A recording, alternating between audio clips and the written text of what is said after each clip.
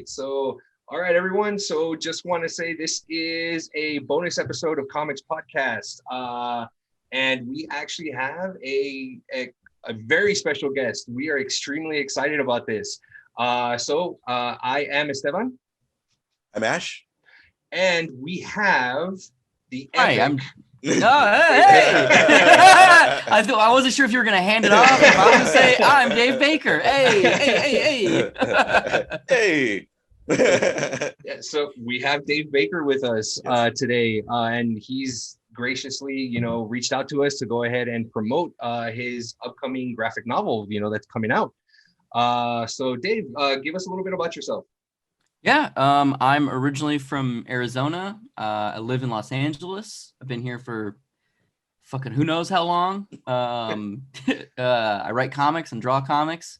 And the book that theoretically we're going to be talking about today is called Everyone is Tulip. It's a story about a young girl who moves from Arizona to Los Angeles. I wonder where that comes from. Uh-oh. Oh, you just took one of my questions. We got to start over. So it's about a young girl who moves from Arizona to LA to become trying to become an actor. And when she gets here, accidentally kind of falls backwards into this art project where she kind of gets sucked up into the high stakes world of YouTube performance art, which is a real thing.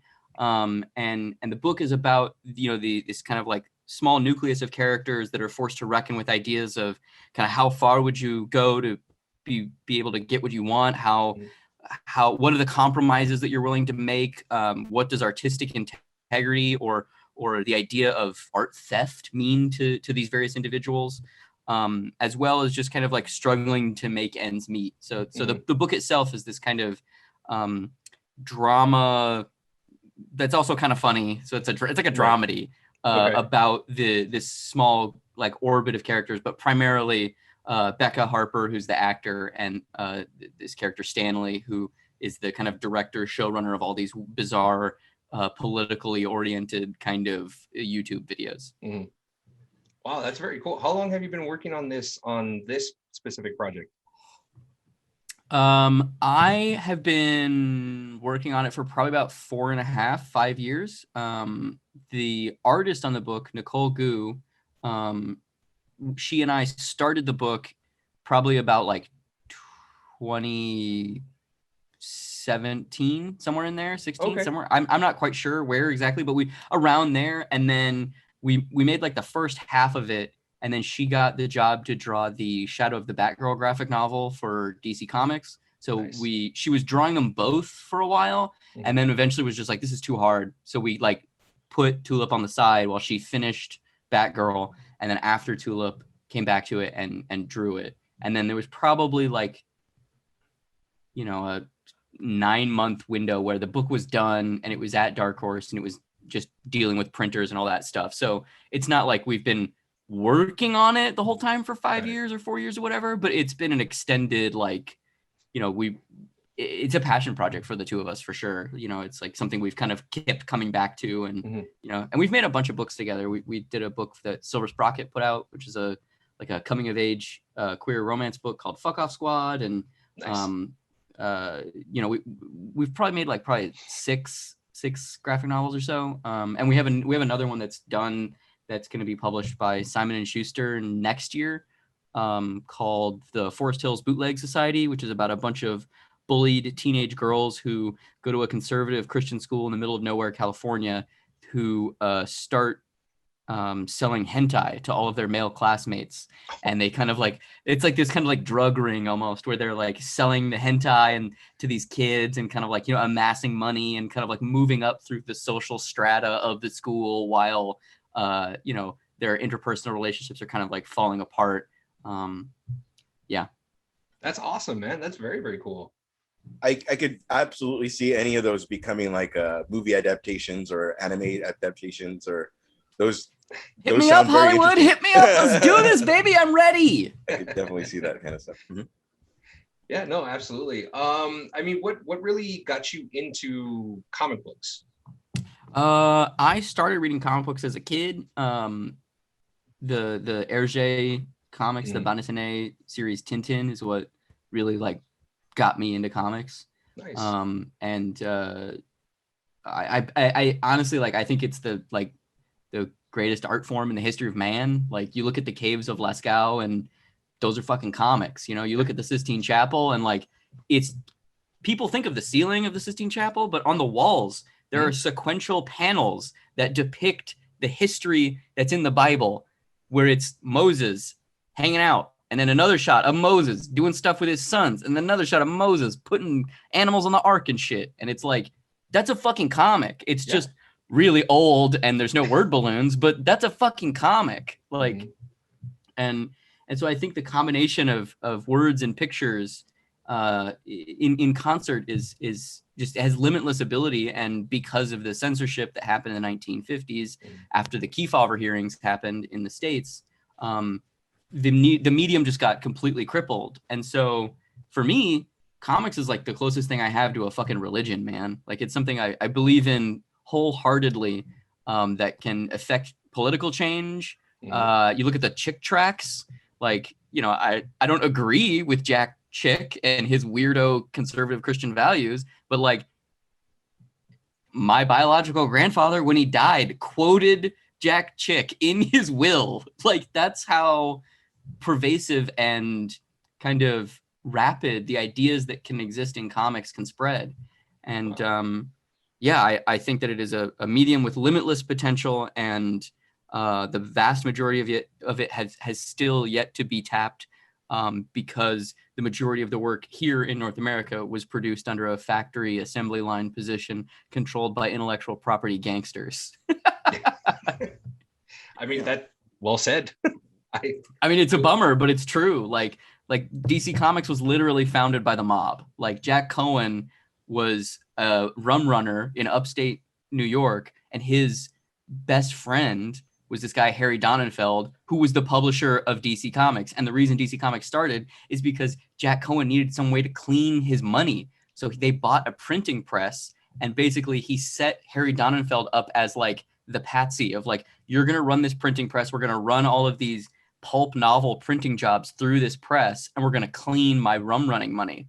And they did that for a couple years. And then comics came along, and it was even harder to trace the history and the accounting of comics, because the way that comics were originally printed is they would print literally 1 million copies, distribute all of them, and then bring them back in and for the returns and be like, oh, we only sold 400,000. Okay, destroy the rest and let's print more. So it was a perfect accounting scheme to be like, to just rig the numbers and be like, if they only got, 400,000 in sales, they just say they sold 600,000 and then pulp the rest. And so that same work ethos, basically, of kind of theft and gangsterism factored into the contracts, which is why Batman and Superman and all these other characters were just completely stolen from their creators, as opposed to, actual literary publishing where people own the copyright to what they write. Wow. Yeah. That's the more you know type thing, right now. All right. Yeah. It's really, the history of comics is fascinating to me. And it's very, it's really interesting to see kind of how those building blocks fit together, and how really, honestly, like, one or two people can change everything, for the better or for the worse. Like, it's really fascinating to me. That's awesome, man. So as you got into comics, that's where you started maybe doing the getting more in, like the info you just gave us, like just got into it so much that you got to learn like the background of it and everything, or yeah, you know what I guess. Like yeah. I mean, I think, there are wrestling fans that like the art of wrestling. And then there are wrestling fans that love the kayfabe stuff, right? Yeah. And they almost, they follow the kayfabe, like, behind the scenes shit more than the actual wrestling. I would agree. And I'm a little bit of both. Like, I'm more of a casual wrestling fan, because I worked on a wrestling TV show, so I kind of, like, I didn't grow up with it, so I kind of got into it through working on that show. And so, like, I'm not really a big sports person either, but I love sports documentaries. Like 30 for 30s are always like, hey, March, all right, 30 for 30. What are we doing to this month, guys? And I feel that same way kind of about wrestling, where I love Dark Side of the Ring, and you know, there's a bunch of like weird, like I watch Jim Cornette's YouTube channel all the time. I don't even know like half of the shit he's talking about, but I'm just like, it's interesting to learn about things from people that are passionate about those things. Absolutely. And I am kind of the same way with comics, where like I read a bunch of nonfiction books about comics, and I love the, you know, behind the scenes machinations of comics almost as much as the medium, because it's an industry founded on pure passion, detrimentally so sometimes, because it's very difficult for there to be a middle class. It's very difficult for people to just kind of like work in comics just to pay the bills. It's not like animation or movies or whatever. Like there's not really an equivalent to like a character actor, or, you know, like a journeyman TV director. Like that doesn't really happen in comics because the money is so low. So you end up with these very interesting, a lot of times very flawed people that are in it purely for the passion of the medium, and their lives end up becoming warped and frankly broken a lot of the times because they are so dedicated to this thing. And I just love learning about all that stuff. I mean, partly it's kind of like, you know, research of like, oh God, I don't want to end up like so-and-so. Yeah. Oh God, I don't want to be Joe Shuster, blind without any rights to any of the work that I made. No, absolutely. Yeah, but I wanted to ask, who was or is your biggest influencer? Oh man, that's a good question. There's a lot of answers to that. I think on the art side, I think, you know, I draw a lot like people like Jeff Darrow or James Stokoe or Osamu Tezuka. The like, I'm gonna put 7 million lines in this fucking drawing. Oh, look at all this rubble. Oh, look at these stones. Like I love that kind of like Winsor McKay school of detail overload. On the writing side, that's a good question. On the writing side, I like a lot of different stuff, you know, like I think for this book specifically, for Tulip, one of the things that we were talking about is kind of the burgeoning internet performance art thing that was happening in like 2015, 16, 17, somewhere in there. Like, you know, there was all these people like Dal Vita, who's like a Russian performance artist, who does stuff on Instagram. Don't Hug Me, I'm Scared, which is like a puppet troupe. And they make, and Poppy and Belle Delphine, and these kind of like people who have public personas that are kind of antagonistic and making kind of generically anti-corporate work. Like that's the thing that's I've kind of even segued away from your original question. The answer is on the writing side. I love a lot of people that are like weirdos. Like I love Sophie Campbell and her Wet Moon series, which is about a bunch of like college girls in art school in Rhode Island. I love Martial Law, you know, like the 80s book by Kevin O'Neill and Pat Mills. I don't know. And then I like a lot of novelist stuff too. Like I love it's again a kind of cliche, like big-headed answer, but I love David Foster Wallace. Like I love that guy. Like Consider the Lobsters like amazing, and you know, I know that's again cliche of like, but there's a reason these motherfuckers talk about Infinite Jest. There's a reason. It's fucking cool. Yeah, absolutely. Yeah, but I don't even know. Did I answer your question? I don't know. No, you did. No, that's pretty fascinating. Your influences. It's like you've got, you know, the writer side and then the artistic side, you know, and to kind of you being the artist and you being an artist as well as a writer, just to see and to pull everything together and make it Dave Baker, you know. It's fantastic. Yeah, I think part of that is like I'm a pretty analytical person. Like I think there are some artists that draw completely off of passion. Like they don't necessarily even internalize or analyze why they're doing the things they're doing. They're just doing those things because it fits their skill set or they think it looks cool or whatever. Like I know that you know, I wrote this book Night Hunters, which is coming out from Floating World, which is kind of a dystopian crime cyberpunk comic drawn by Alexis Zirrit, who drew Space Riders. And, you know, his style, I always jokingly call it like Tijuana Bible Kirby. And like, and like he like, I've talked to him about this stuff, and he always is very kind of almost uncomfortable discussing his influences, because there's stuff that he likes, but I don't know that his brain breaks it down into components in maybe the way that mine does. And that's not to say one is better than the other. It's just like left brain, right brain people, right? Because, you know, like his way of drawing is very kind of loose and organic, and there's these big like swatches of color almost. And like, I could not do that. Like, I don't, it looks amazing, but I would not know how to do that. I would just be like, it wouldn't look finished if I just like colored a guy purple. It just wouldn't look cool. Right. But his brain is able to pair analogous and complementary colors to the degree that like a highlight will be yellow and you know, the drop shadow will be purple. And it's like, that's not what would happen in real life, but fuck me, it looks amazing.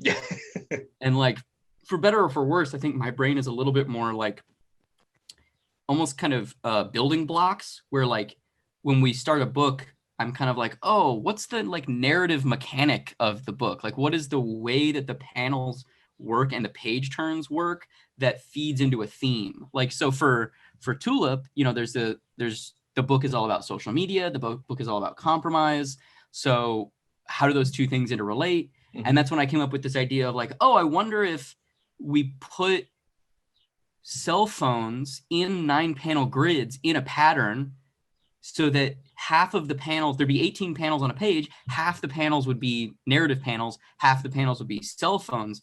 That would be a 50-50 compositional split, and all the compositions would be, they would mirror each other, which would make all of them balanced, which feeds into the theme of how far are you willing to go to compromise? You know, everything is about finding balance or not finding balance. And that idea kind of informed a lot of the stuff in the book, which I don't know that all artists think that way. Sometimes it's just like, why did you make this panel long and skinny? Because it fucking looks cool, you know? Where I think I probably start thinking of things from the writer mechanical, like ones and zeros level, and then layer the other things on top of it, maybe. Yeah, I went to your website, and I went to the Everyone is Tulip website, and I read the first and the second chapter that you guys had up on the website, and I saw that the way you had the panel, how it had the dialogue panel and then the cell phone panel on there. I'm like, I never would have thought something like that, you know, to try to tie everything in. And in all honesty, it looks beautiful. The way that you have it layered and stuff like that, it looks beautiful. I love it. It's great the way you have it all layered on there. Yeah, Nicole definitely, like, it's one thing for me to have like an idea, like, oh, what if the pages are symmetrical? And that like it like, you know, thematically leads into the fact that it's all about like trying to find a compromise. It doesn't mean anything if it's executed poorly. And like Nicole not only executed it well, but added so many of those things where like, you know, maybe I did it once in the script where I said like, oh, what if we do this? And then she did it. And then later in the book, she would add more stuff like that. And like, you know, it's pedantic to point out every time she added stuff, but there's a big, you know, there's multiple big moments in the book that are not in the script. They're completely from her, where she was like, I feel like we should do this. And it's like, oh my God, that's so much better than what was written. Yes, please make this better. That's awesome. I found it interesting from where the character starts, and then and I don't want to give anything away, but all the experiences of what she's trying. You did say she's trying to be an actress, or so. Yeah. Okay, so then I'm not giving that away. All the auditions and stuff, and then the thing that takes off, and then slowly but surely, she's like becoming a different person. You know, and that was very cool. I like that a lot. Like you're kind of you're seeing her grow, and there's a lot of and you see the things that are the experiences within that are making her kind of become this. And totally. I really, really appreciated that. That was really cool. And also, like, you know, to your point of like the character Becca is like changing and growing. That's executed in an interesting way to me, in that the character Becca, when she's in the real world, is drawn one way. It theoretically in a more Western, a more American indie comics face. Like she's got like dot eyes and a smaller nose and a larger mouth. And then when she's the character of Tulip, which is the kind of like performance art character that's in the videos that we see over the course of the book, Nicole came up with this idea of like, oh, what if we had her depicted in a more stylized way that was almost kind of like a shoujo manga, so that like, the shoujo mangas are very, a lot of them are amazing, but the stereotype of them is that they're very surface level. It's very female oriented and very romance centric. So what if we had the Tulip face be drawn almost like an 80s shoujo character, so that there would be this, it's still the same character, but there's just, the eyes are bigger, the mouth is smaller, there's no nose, the ears are larger, the hairdos are more ornate, the costumes are more over the top. Like at one point, Nicole drew Becca as Tulip wearing a chair for a hat, and I just died laughing. I was like, this is so good. Fuck yeah, a chair for a hat. And I think that's that kind of, that's a recurring motif throughout the book, is like the decisions you make inform the person you will be. And the internet sometimes shows you kind of a future forecast of who you're going to be if you continue to make the choices you're making. And you, in that moment, might think that that's a great thing.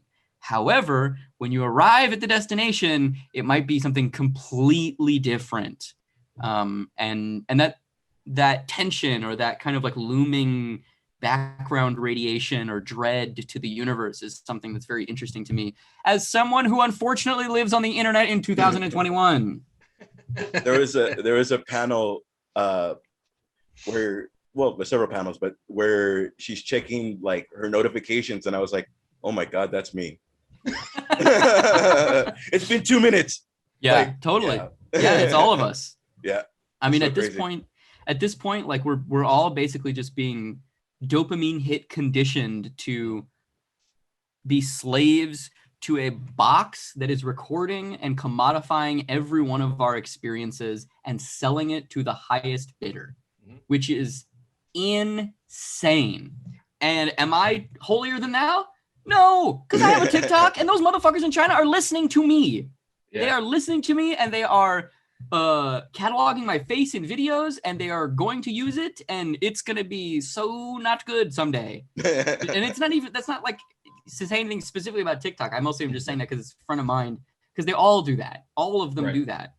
And it's terrifying. I don't know if you guys have seen, but the like neighborhood watch app Citizen, have you seen this? No. So it's basically, it sounds like something from a shitty Judge Dredd comic, dude. Like, it's fucking wild. Yeah. So it's a neighborhood watch app. It's called Citizen, where people report crimes or altercations in their immediate vicinity. So it's basically like Snitch, the app.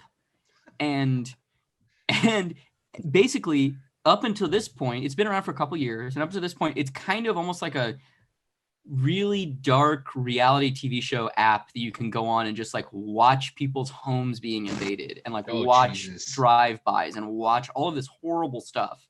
And it's not always that dark. Like sometimes it's just like, there's a suspicious guy and he's going over there. And it's like, you are a fucking racist. That's just a dude walking home. Oh, Jesus. But recently there've been pilot programs around the country where Citizen is now launching a private security firm where they are rolling out a private police force that will respond to citizen updates.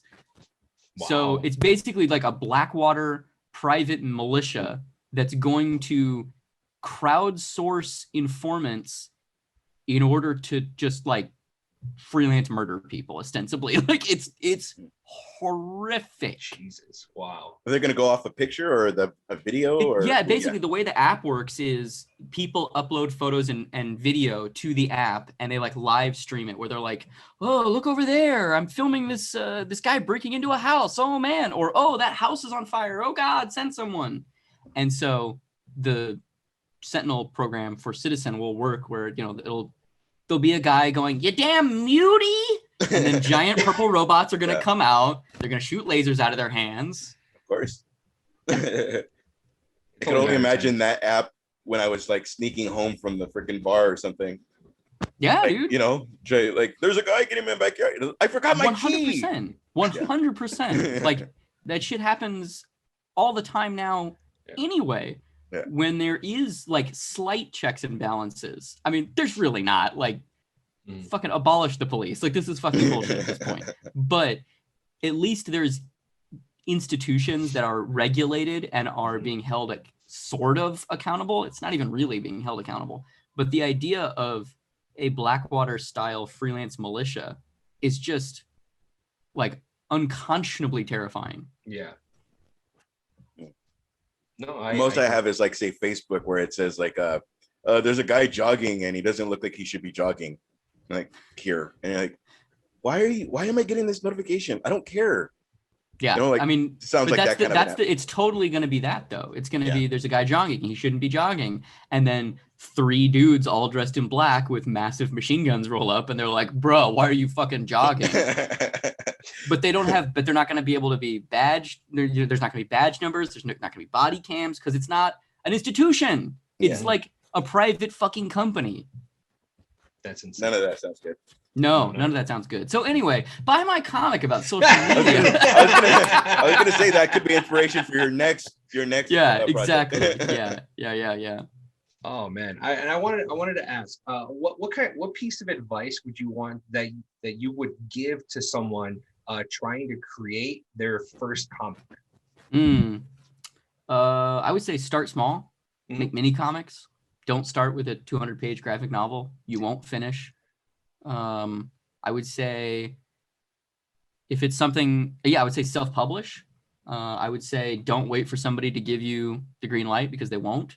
I would say don't take deals where you don't own the work because a lot of publishers, there are a lot of small tier publishers who will put out, people who are ready to put out young burgeoning work or whatever.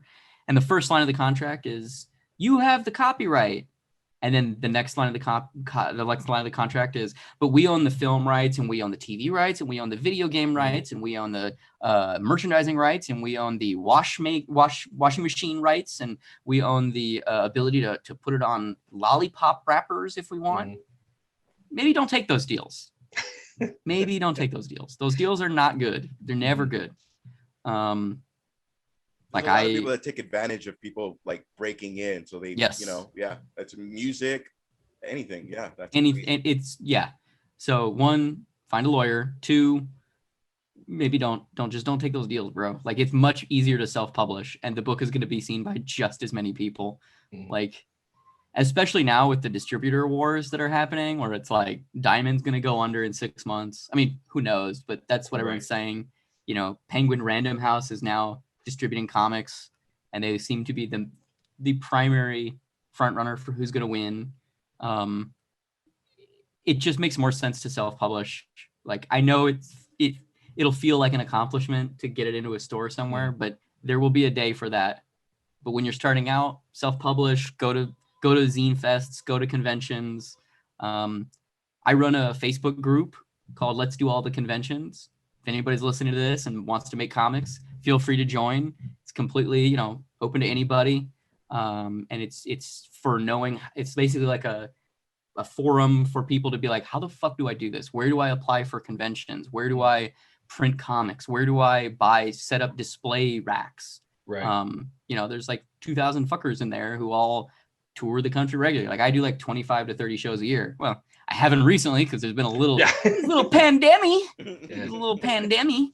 But prior to that, I tour regularly, and that's the reason why I've been able to do so much of the stuff that I've been able to do is just meeting people at shows. Like, start small, make mini comics, go to conventions. That's my advice. If you're trying to make comics, those 3 things are what will set you up for success. That's awesome. I'm sure our listeners would appreciate that piece of knowledge that you're giving them right now. So thank you for that. And I wanted to mention, I did see the comic books will break your heart short that you have. Oh yeah, Dude, yeah. tell me why. Yesterday, because we usually typically record on Thursday. So yesterday, I brought a buddy of mine on who regularly talks or regularly buys comic books. And the line that was listed on there about buying the variants and stuff like that, I would like when that was said, I'm like, fucker's talking to me right now. Like, what the hell? Like, what the fuck? You know, like I was just like, I'm stopping and just gonna buy the original one. I'm not gonna buy the variants, you know, because you know, he actually sends his stuff out to like CGC and all that stuff and gets stuff graded and whatnot, you know, and then turns around and the two that were on there, like this guy's gonna make a killing on eBay, you know, it will end up selling some of his stuff on there, you know. But when I never thought of it in the grand scheme of things for the local comic book shops when purchasing every single variant cover, because now the comic shop is torn. Like, okay, there's this new comic coming out. There's two variants that are going to come out. Do we buy just one or do we buy the other one, you know, or do we do 50-50? Like, what do we do, you know? And then it's just a giant snowball effect if they don't buy enough of one thing, you know, and it's nuts. Like I never thought of it that way, you know, and I'm just kind of like, I'm just going to buy one now. Yeah. Basically the thing that you're describing is I wrote and directed a short a couple years ago called Comics Will Break Your Heart, which is like a comedic narrative short, basically, that's kind of an explainer about the business practices of the comic book industry.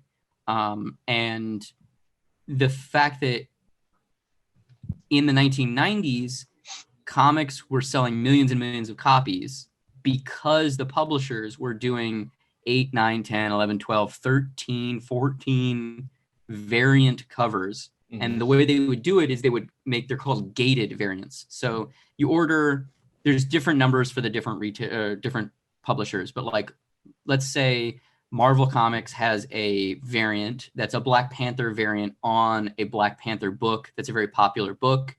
In order to get that comic, sometimes the retailers have to order 100 copies of the standard cover to get one copy of the variant cover.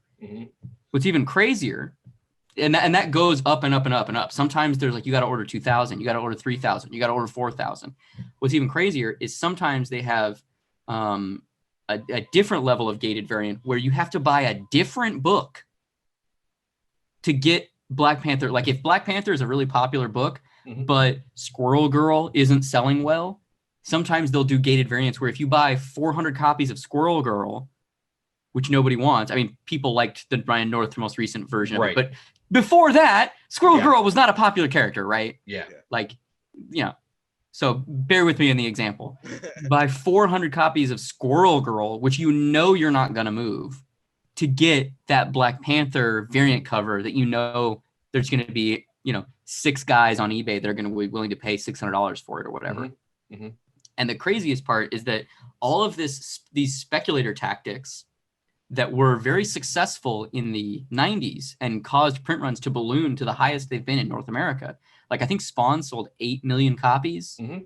Like that's a shitload of Spawn #1, right? Yeah. That's a shitload. And people think of that time period as like a halcyon, like we did it. We comics were mainstream. Fucking Rob Liefeld was in a Levi's commercial. Yeah. which is partly true. It was mainstreamed in that way because we live in a late stage capitalist society. So financial excess equals success, even when that financial excess is not sustainable and there's a bubble because there's speculators pumping the market. Because there's people buying 15, 20, 25, 30 copies of a book thinking that they're going to be able to put it into a fucking drawer and sell it in 20 years. And that same thing is happening right now but it's just on a really low, small, bullshit, sad scale where there's people going to retailers, asking them to buy 5, 10, 15, 20 copies more than they normally would. 1,500, 2,000, 4,000 copies more than they normally would, depending on the specific example, in order to qualify for these very specifically gated variants that the company or the retailer or sometimes the individual will then just flip on eBay. Right. Like it's pretty common right now for a regular at a shop to go in and say, hey, I saw that whatever XO Man of War #1 is going to have a chrome variant, but you have to order 2,000 copies to get it. I will buy 2,000 copies if you give me the variant. And a lot of stores do that, where they'll basically let the customer buy the 2,000 copies at either wholesale or just above wholesale, because they'll make a small profit off of it, and then give that person the variant. That person will then have the variant slabbed and graded by CGC and then throw it up on eBay and hope that some rube will pay $1,500, $2,000, whatever it is, for this graded variant that in 15 years no one will give two fucks about. And it's all this weird Ponzi retail scheme where it's kind of bad for everybody in different ways, but it makes everybody look good at one point or another during the process. So it just keeps happening. It's fucking bullshit, man. It's crazy because I when I purchase comic books, obviously go by the story and whatnot. But if I do see a variant cover that is outrageous and looks amazing, I want to pick that one up, you know. But I've noticed that there are certain comic book shops where, like you were saying, the gated variant, like it's only going to be a gated variant for this specific comic book shop, like Torpedo Comics or something along those lines, you know. And then the back cover it'll say Torpedo Comics variant cover, blah blah blah blah blah, you know, and it's sold as is, you know, and they all get those, and it's limited. And I noticed that it happened a lot when Keanu Reeves' comic book Berserker came out. That thing was insane. There was one variant copy that jumped up to $3,500, you know, for it to $3,500, and it wasn't even signed by him or anything. It was just that one variant in order for it to go. So it makes sense, like how you're explaining everything, Dave, how it just balloons. And, you know, there's going to be a Berserker movie and there's going to be a Berserker anime. But like you said, in 20 years, who's going to care that there was a Berserker movie or a Berserker anime, you know? Yeah. And specifically like that Berserker situation is really fascinating, right? Because the reason that Kickstarter made $1 million, which is the reason everything popped off in the direct market with, you know, all these variant covers and all of this kind of like speculation hype, which is the reason that they were able to get a movie deal and an anime deal, is because there are no unions. And I'll explain what I mean by that. So in Hollywood, there are very specific criteria for who can be credited on a movie because there are unions that protect people's interest. So if you write a draft of a movie and you're the first screenwriter on it, you're probably going to be a credited screenwriter. Maybe, it depends, but you're probably going to be the writer. If a producer comes in and writes one word on that script, they're not going to be a writer, because the unions are then going to look at it. And there's a car honking outside my house. I apologize. It's okay. The unions like the Screenwriters Guild or the Screen Acting Guild or the Directing Guild, like they all have criteria for how people can receive credit and residuals for the projects, right? So you can't have 15 directors on a movie. The DGA won't allow it. And sometimes people that want to be co-credited won't even be allowed. Like Robert Rodriguez is no longer in the DGA because he wanted to direct the movie with Frank Miller, and the DGA wouldn't let him. So he left the DGA. So that means he's no longer eligible to win an Oscar. For screenwriting, it's the same thing, right? I believe if you are the first draft writer, you have to contribute 50% of the script in your draft. Like the finished version has to resemble 50% of your draft to receive a screenplay by credit. 25% if it's a story by credit, maybe. I think I don't remember the specifics, but regardless, there's an arbitration. There is a private court, literally, that's put together where there's a panel of 3 judges. They evaluate. Each screenwriter makes their case of like, oh, this is why I deserve to be a screenwriter credited on it because I did this character and I instituted this subplot or whatever. there are no unions in comics, which means you can have weird intellectual property Ponzi schemes where you find a writer who's willing to put their name on a project with someone who isn't the writer. Like, I love Keanu Reeves, man. He seems like a fucking sweetheart. Yeah. But he didn't write that fucking bullshit. He did not write that bullshit.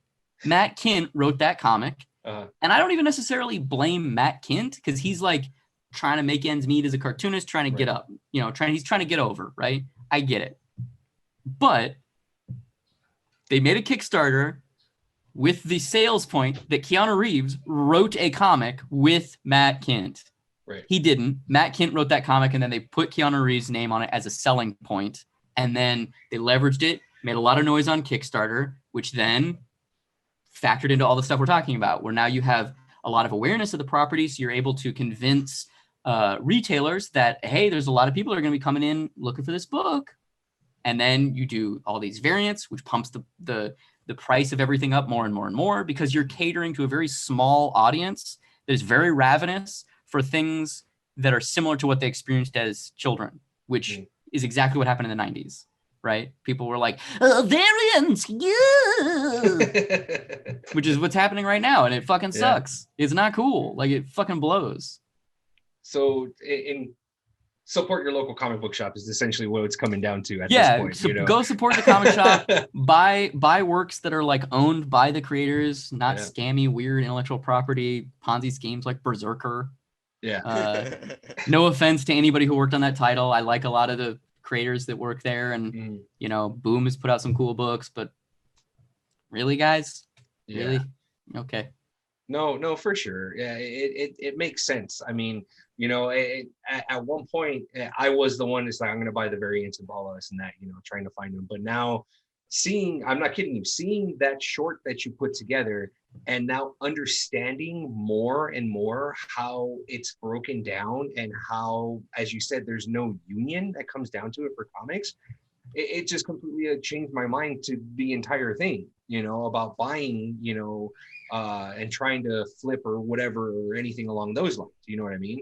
It's not a matter of that. It's a matter of the actual support for the original work, for the original creators and the comic book shops that, who frankly, let's be honest, suffered a lot last year because of the pandemic. Yes, 100%. A lot of shops that probably did end up closing because of the pandemic, and then now the owners are stuck with this stock that they have that they can't move. Or what I've seen, what they do is they do a lot of those live auctions on Instagram or Facebook or what have you, in order to try to make ends meet, Totally.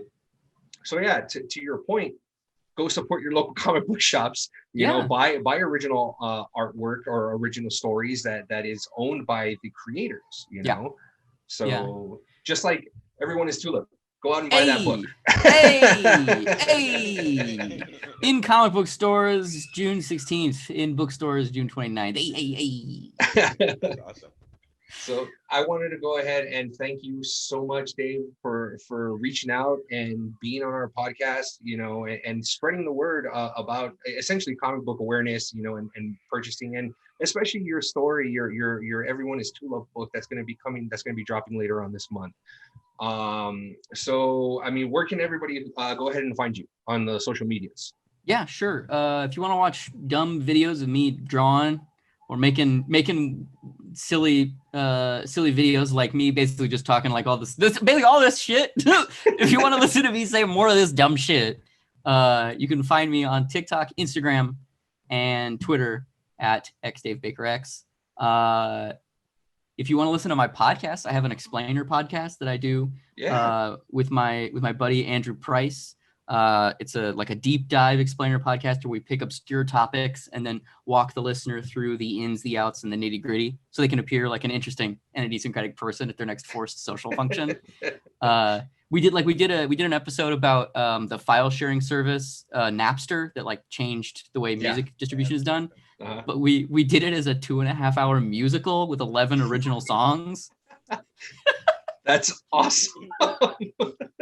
Yeah. And then we also did an episode all about the making, the production, the writing, the production, and the release of Buckaroo Banzai, the occult, or the classic cult film from the 80s, starring Peter Weller. And at the end of the episode, we got the original writer and directors to make a 10-minute radio play for us with the original characters from the Buckaroo Banzai movie being played by the actors that were in the movie. So we have, it was written by Earl Mac Rausch, the guy who wrote the movie, and produced by W.D. Richter, the director, and the scene stars Billy Vera, who plays Pinky Carruthers, and Pepe Serna, who plays Reno the Kid in the movie. And they both we recorded all over Zoom, and there's a song in that one too, because the Pinky Carruthers character is a musician in the movie. So Andrew wrote an original Buckaroo Banzai song, and if you're into weird 3-hour exhaustive deep dive podcasts, it sounds like our show. It does, because when we get together and we record, it's like, it's only going to be like an hour. We got like 3 topics that we're going to talk about. It's an hour that turns into 4. It's like the Snyder Cut, you know. Look, man, I'm a fan of slow motion podcasting. You know, I'm a fan of taking 7 minutes to light an arrow on fire and shoot it into the air. There it is. You know, I'm a fan. What up, Zack Snyder? You wanna direct a deep cuts movie? Let's do this, man. Let's do this. We just want to get our name out there. That's all we're trying to do. You and me both, brother, man. You and me both. We're out here. We're being like, we just want to be like Zack Snyder. We want to have really bad tribal tattoos. We want to be really into like Ayn Randian objectivist bullshit.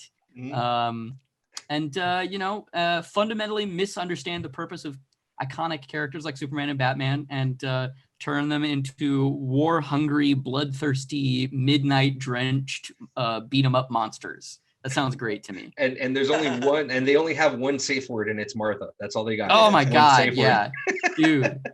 I can't believe, like, that's the Martha thing to me is like, I always say it's like room ideas, where like when you're in a room pitching, sometimes you need like a big chunky goofy idea like that to like hook the people you're talking to into like, to get them on your side of like, okay, so it's this story, these are the characters, this, that, and the other, and then there's going to be this moment.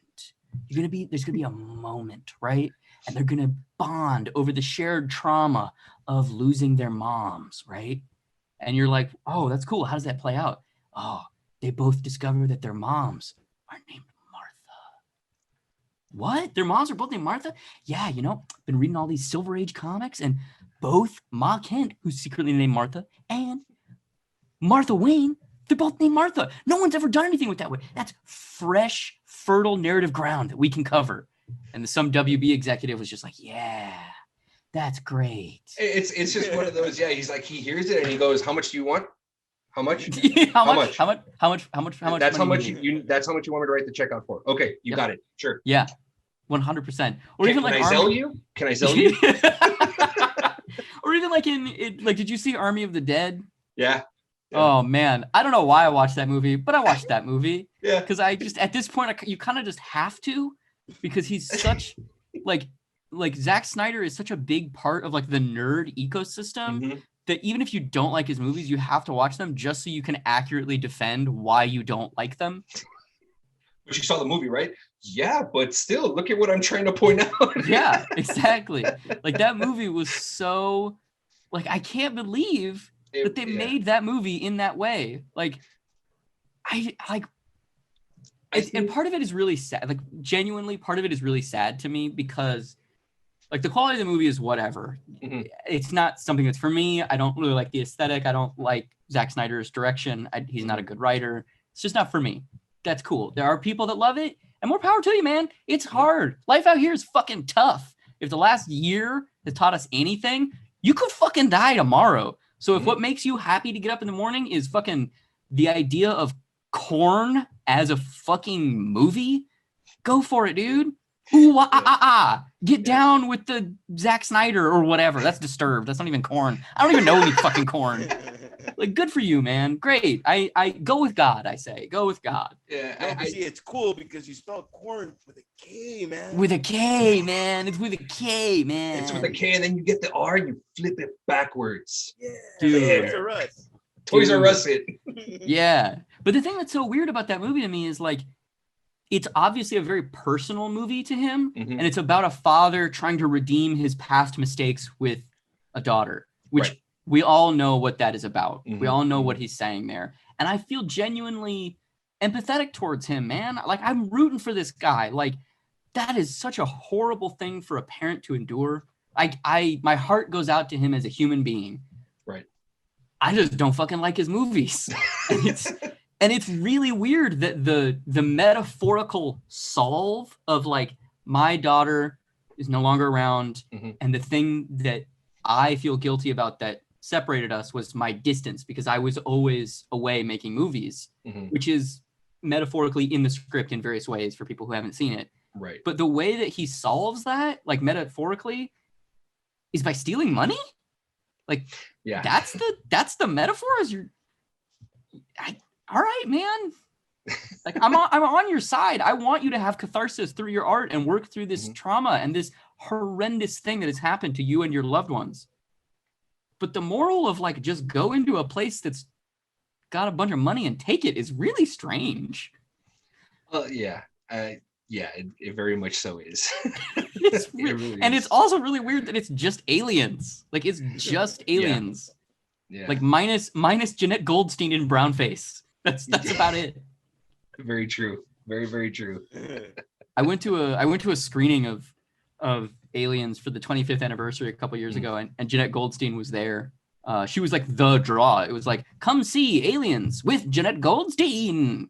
And it was like, you know, a bunch of Latinx people and me. And that's what was really shocking to me. I was like, I didn't know that she was the main speaker. I might not have gone just because I feel kind of weird about like the fact that she's straight up in brownface in that movie. Yeah. And everybody there was just, they loved her in the movie. And they were just like, this is fucking rad. You rule. And I'm like, man, we need to get some representation up in these movies. we need to get some representation because people out here are hungry. Yeah. Absolutely. Oh man. But yeah, Dave, again, man, I appreciate it. And in the way that our co-host Luis would go ahead and do, he would go ahead. Thank you for joining us. Yeah. For joining us today. Like I really, what's that? He's like a DJ. He's like a DJ. Oh yeah. Totally. Yeah. Yeah. So that one's for you, Luis, when you end up editing this video. So again, thank you. Tulip drops June 16th. June 16th in comic book stores, June 29th in bookstores. If you want to get a little bit of that tasty taste, you can read it on everyone'stulip.com for free. There you go. Thank you again, Mr. Dave Baker. We appreciate you, sir. Hey, this is Dave Baker. You're listening to Comics Podcast, and comics, we are everywhere.